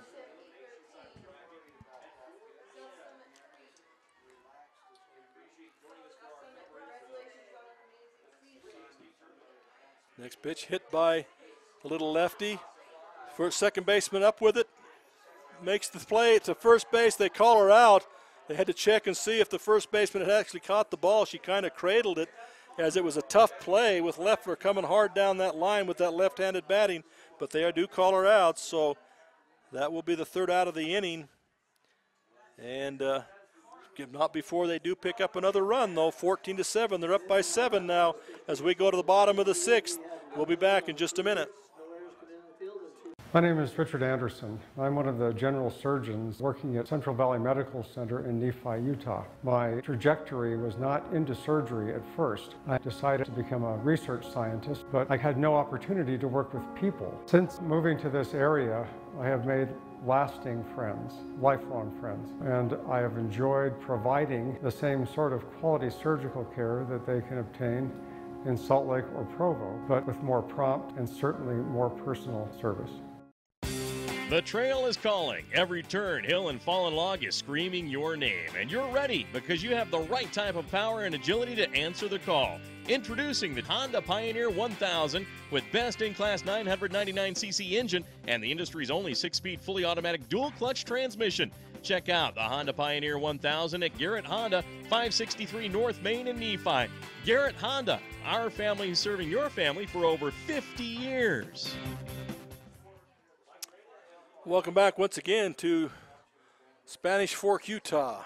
We're down to the bottom of the 6th inning now with Millard trailing 7-14. And if you're a Millard fan, it's getting kind of tense out there right now as there doesn't seem to be a lot of life in the Millard players, and they need to get something going here quickly. They'll start the inning with the number 9 batter, Kerry Carter. Kerry Carter has done well in her at-bats so far. And then they'll come back to the top of the order with Cadence Coyle and Megan Wade and Brindley Stevens. If any of them get on base, we'll have a chance to swing the lumber. Still pitching for Duchesne is Jaislyn Leffler. Done a nice job since she came into the game. The ball hit by Kerry up the middle again. Is she going to get there in time? Looks like she's there, and she does beat it out just barely as the ball goes off the pitcher's glove and trickles out to the shortstop. That was just enough of a delay in the ball to allow Kerry to get to first base. Kerry Carter, that's her second hit in the ball game, so she's been productive in her 3 at-bats for the Millard Eagles. Now Cadence Coyle comes in there with that left-handed slap approach. Choked up on the bat, looking to slap it. Slaps it down the third base line. Looks like she's going to get there in time, as she does. And even though, again, the third baseman is sneaking down that line, you get somebody with some speed and slap it down that line, batting from the left-hand side. It is really, really tough to get them out. So that puts 2 runners on as she advances Kerry Carter to second base and gets an infield hit. And it will bring to the plate Megan Wade. Megan Wade, a good batter in a good spot right here. Ball is inside in the dirt. Will go to the backstop and allow the runners to advance 1 base on a passed ball. So that puts runners in scoring position now for the Millard Eagles as they try to fight back into this thing. You've got Kerry Carter at third base and you got Cadence Coyle at second base. And the coach quickly calls a timeout and goes out to talk to his team out there. Again, the winner of this will advance. Loser is done for the year and will go home. And nobody wants to do that, not on the first day. So the coach for Duchesne doing a good job of just trying to settle them down a little bit, tell them, you know, hey, we can give both of those runs, no big deal. We just got to find an out here. Because they're up by 7, so if they give a couple of runs, no one is hurt, at least psychologically. He's got to instruct these kids of that. They can give those runs, but they've got to find an out. So right now they can trade runs for outs and not be hurt too badly. So if there's a decision whether to try and get somebody out at home or get somebody at first, you get the sure out at first, let that run score. That's not that serious at this stage of the game when you're up by 7. Wade steps back in. Pitch is inside. And nice scoop by Blanchard. The catcher's done a really nice job. There really haven't been that many passed balls as she scooped most of it out. And Leffler again with the pitching. Ball is hit sharply to shortstop, bobbled by the shortstop. Now that the coach won't accept, because there was a prime example of what we were talking about. You could give that run if you got the out at first, but bobbling it and allowing the run to score and not getting the out, that is a killer. Cadence Coyle. He stays at second base. Kerry Carter comes in to score. And at first base on the air is Megan Wade. Batting now, Brindley Stevens, the little pitcher for Millard, who has really worked hard today. Done a good job, stayed in there and battled and battled. Good job by her. Batting now. She's been on 1 time, reached on an error by the second baseman. Hoping to do a little better here. Puts the bunt down. It's a good bunt right in front of the pitcher's mound. She hustles down. It's a bad throw to first base. It's going to allow 1 run to score for Millard. Brindley Stevens will not advance. Megan Wade will end up at third. And again, another example. Give a run. Don't give an error. And that's not what the coach needs. And it allows Cadence Coyle to score. And Megan Wade ends up at third base. And Brindley Stevens ends up at first on the error. The throwing error by the pitcher. It brings Megan Rasmussen to the plate, and if she should get a hold of one, this would make this game really interesting here in the 6th inning. Again, the fielders are back literally against the fence. Ball gets away from the catcher, and Megan Wade is going to score. Megan Wade comes in to score for 3 runs now in the inning for the Millard Eagles. Over to second goes Brindley Stevens. So it's 10-14 now. Nobody out here. Ball is high, ball 1. Excuse me, that should be ball 2, isn't it? 2-0 the count, 2-0.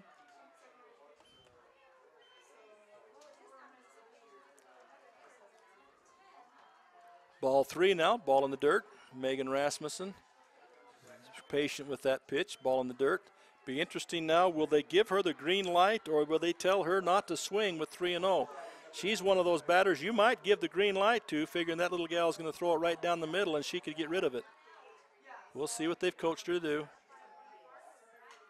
They're going to call it high, ball 4, so that'll put Megan Rasmussen on base with a walk. Runners at first and second now. She will come off, and Maddie Souders will go in to run for her. So a runner at second base, Brindley Stevens. Runner at first base, Maddie Souders running for Megan Rasmussen. And at the plate is Tylynn Taylor. And she steps in. Pitch is high. And Leffler has shown great control in the previous 4 innings, but she's struggling a little bit right here, right now. We'll see how she battles out of this. That pitch is going to be on that inside half of the plate, going to be called a strike. 1-1 to count. Nobody out. Runners at first and second. 3 runs already in for the Millard Eagles. In a must-win game, 10-14. Leffler approaches, brings the play. Taylor hits it sharply to the right side. That's going to be through. It's going to get 1 run across. They're going to send Souders towards third base. She turns and goes. The throw comes late. Now Tylynn Taylor, they're not watching her. She sneaks into second base. So kind of some miscues now by Duchesne that they haven't shown up to this point. And all of a sudden they're showing some miscues there. And Brindley will come in to score. And Maddie Souders runs all the way to third.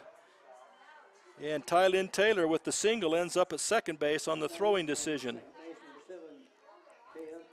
First pitch now to Owen is high, ball 1. Millard back now to within 3, 14-11, but the way Duchesne can score runs, they're going to have to need more than just the 14 runs. I would think they need to get a bunch. Second pitch on that inside corner. Official's been really consistent there, called strike 1. 1-1 to count. Nobody out, and Millard really needs these extra 2 runs right here. They can't leave those on the board. They need to get them. Ball hit well into center field. The catch is made. The runner's coming home. Tylynn Taylor will move to third base, so nice job by Owen as she flies out, but she does score the run and pushes Megan Rasmussen's replacement runner, Maddie Souders, across the plate and moves Tylynn Taylor to third base. Good base running by her. Makayla Lunsford will now come to the plate. Another discussion by Duchesne out there. But Makayla Lunsford will come to the plate now, representing really the tying run as she comes up here. 1 away. And 5 across in the inning for the Millard Eagles, as they seem to finally have figured out this little pitcher, Leffler, as she set them on their ear for 3 innings now, since the second inning actually. Ball is high, ball 1.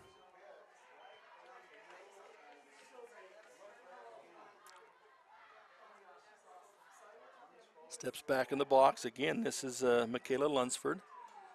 It's a lazy infield fly. He's going to drop. Oh, caught by the third baseman. Nice job as she comes in the middle of all those players and makes the play.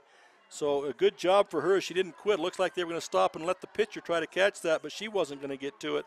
Third baseman could see that, and she rushed in between all of them and made the play. So it's 2 away now. 2 away. Makayla Berto comes up, and Makayla Berto does have the power to tie this game up with 1 swing here. First pitch is on that inside corner. This time they're going to call that a ball inside. 2 down now, 12-14. Been a good inning for the Millard Eagles. 2 down, 1 runner on, tying run at the plate. Another pitch inside, ball 2. 2-0 the count now to Makayla Berto. On deck is Kerry Carter, who's already had a single and scored a run in this inning. Ball hit just foul. Third baseman nearly got to that. Nice effort by that third baseman for Duchesne playing that position. And is Alyssa Grant, and just about got to that ball on that foul ball there. 2-1 the count now to Makayla Berto.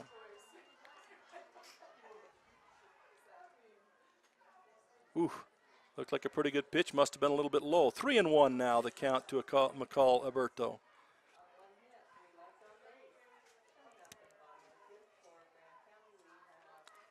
Makayla Berto stands in. 3-1 count. The pitch comes. Hit hard and high, but not going to be enough to get out of here as the left fielder settles under it and makes the play.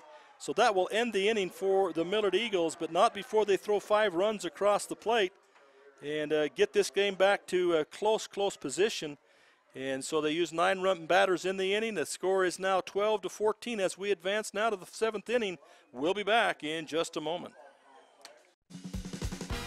Nephi Federal Credit Union in Nephi offers convenient service and a variety of financial services. They're your hometown credit union that's been serving local residents for over 63 years, longer than any other financial institution in Nephi. The staff invites you to check out their incredible rates on a variety of loans and savings accounts. Nephi Federal Credit Union, 155 North Main in Nephi. Call 623-1895. That's 623-1895.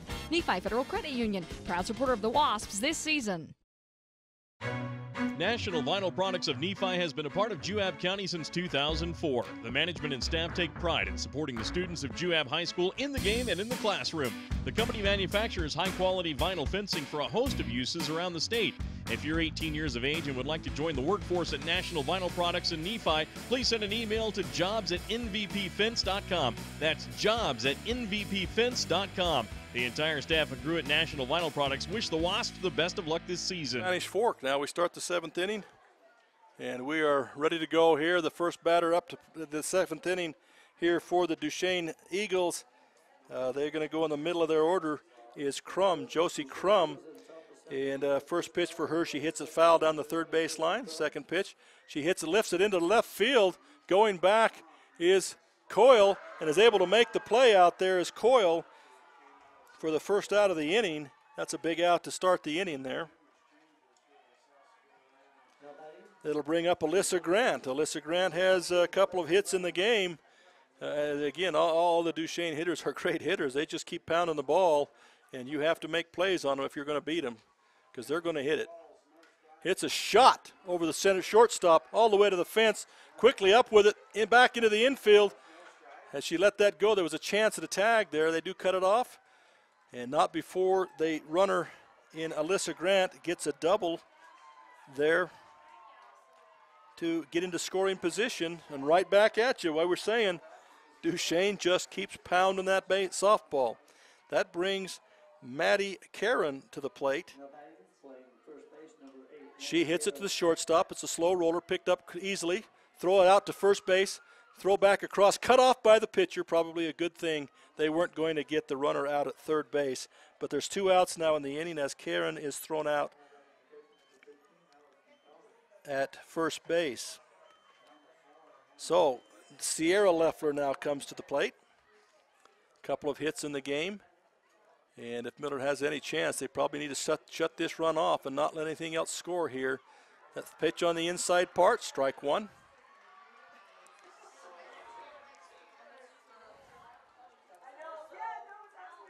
Back in the box. Patch on just outside corner. No, they're not called a strike, called a ball. Now Sierra Leffler here. Sierra Leffler again playing the second base position. Hits the ball on a hop, gets over the top of the third baseman. That will bring in that run, and Leffler will get to first base. Nice job by Leffler as she hits a chopper that chopped up and over the third baseman's head, and shortstop just not able to get to it in time. So that's a single, but more importantly for Duchesne as they drive in another run. Now Emily Blanchard comes to the plate, hits it to third base. Third baseman gets it up with it, throw across the diamond to Taylor. That's it. That's the last out for them. So that will be a nice play there to end the top half. We'll come back in just a minute with Millard coming to bat, trailing by 3 and 3 outs to go. We'll be right back. Our team works hard to shape the quality of life wherever we live and work. These values allow our team to be the go-to source for rural entities. For integrity, honesty, and technical expertise, think of Jones and DeMille Engineering. With offices in Richfield, Roosevelt, Price, and Manti. Visit jonesanddemille.com or find them on Facebook. Since 1982, Jones and DeMille Engineering, your infrastructure professionals. I'm Dr. Chris Karish, orthopedic surgeon with a subspecialty in sports medicine. Central Valley Medical Center has state-of-the-art operating rooms and the latest orthopedic equipment to provide me with the tools to perform safe and minimally invasive procedures. I've had the opportunity to treat athletes from my own sons to the NFL. I provide a wide variety of treatments to get you back on your feet and enjoying your life. Come see us here at Central Valley Medical Center, where we can treat you as a friend and not a medical record number.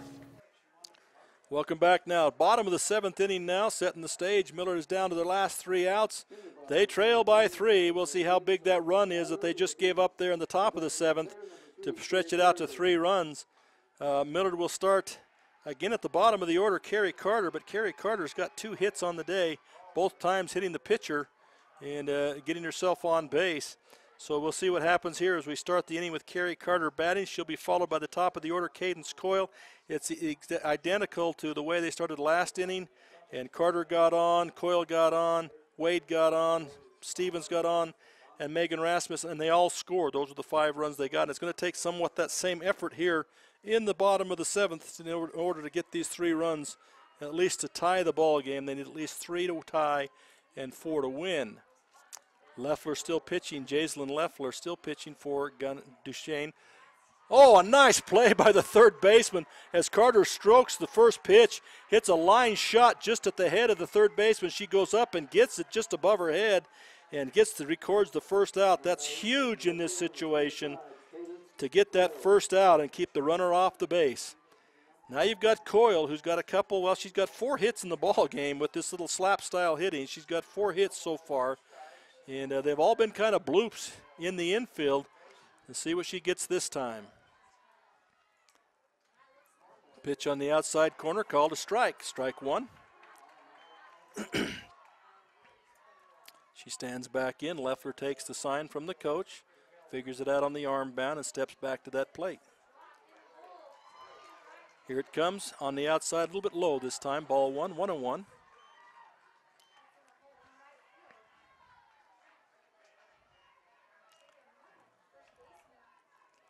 Once again, pitch coming to the plate outside again, ball 2.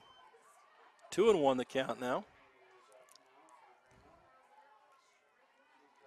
To have any chance at all, Millard really needs to get this runner on base. Again, outside, ball 3, 3-1. Leffler trying to stay away from that by throwing the ball to the outside half of the plate. She's just missing outside, though, trying to stay away from that slap bunt, not let her pull that thing into that second base position. Slapped it again right past the third baseman. Good job as she goes 5 for 5 in this ball game with another slap hit and doing her work as the leadoff hitter. That's Cadence Coyle, 5 for 5 in the ball game. What a job she's done from that leadoff spot. Megan Wade comes to the plate now. 1 down, 1 on, trailing by 3.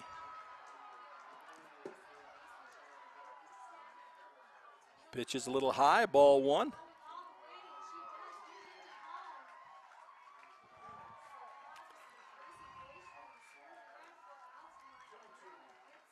Leffler's toes the line. Pitch on the way. Hit high in the air. It's going to come out foul, though, out into the stands and the trees and drop harmlessly. If it drops, looks like it got hung up in the tree. Well, some bird will try to hatch that thing thinking it's an egg. So now it's 1 strike on the batter, 1 out, 1 ball.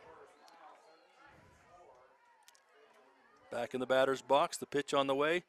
It's going to be a dead ball off her foot as she swings, fouls it off her own foot. So it'll be 1 ball, 2 strikes now.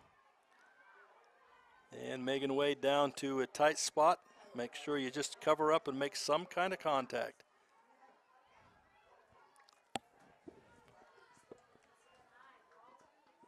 A little bit high. Runner goes. She's going to be in there safe. Stolen base by Cadence Coyle. Boy, you don't want to strike out, throw out right there, but as it is, it was a ball and a stolen base, so everything turns out good, and when it turns out good, that's great coaching. When it turns out bad, boy, you're in trouble. So, 2-2 the count now to Megan Wade. Drives the ball deep into center field, and that's out of here, folks. A 2-run home run by Megan Wade to bring the score back to 14-15 with only one out, and Millard still at bat. They let her bring to the plate a 2-run home run by Megan Wade to make this thing even tighter. Wow. So that'll bring it to 14-15 now. Again, Duchesne having a bit of a discussion at the mound, and it brings up Brindley Stevens, followed by Megan Rasmussen. So Millard not out of this yet. Brindley Stevens has done well in the hitting category thus far in the game. She's been on base 3 of the 4 times she's been up. Hits the ball to shortstop. Nice hop to the shortstop, throw across the diamond. That's an out. Big out for Duchesne.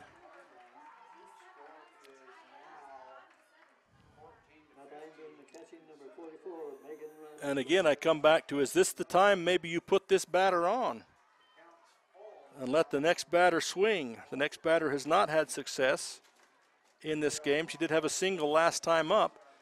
This batter could tie it up with one swing. Has not done so yet. But is this the time? They're going to line up to the outside. The catcher is lined up on the outside edge. They're not going to give her anything across the middle if they can help it. Ball 1. So they're going to challenge her, but not give her anything that she can drive, it looks like. Again, they move out there. Although they set up, you're going to pop it up. Looks like it's not going to be deep enough, and Duchesne is going to win the ball game as there's a pop-up deep into center field by Rasmussen, F8. And that's it. That's the ball game, folks. And Duchesne has won by a score of 15-14 and will advance into the continue in the bracket tomorrow. But that's a great effort on a comeback by Millard, but just not enough. And we talked about the run and how big it was going to be, the run they got in the top of the 7th inning. Told them they couldn't get any more runs, and sure enough, that is the difference. That one run there in the top of the 7th inning, it was the difference in the ball game, and it was huge that they got that in the 7th inning. So we'll be back in just a moment with a short post game, and then we'll be done for the evening.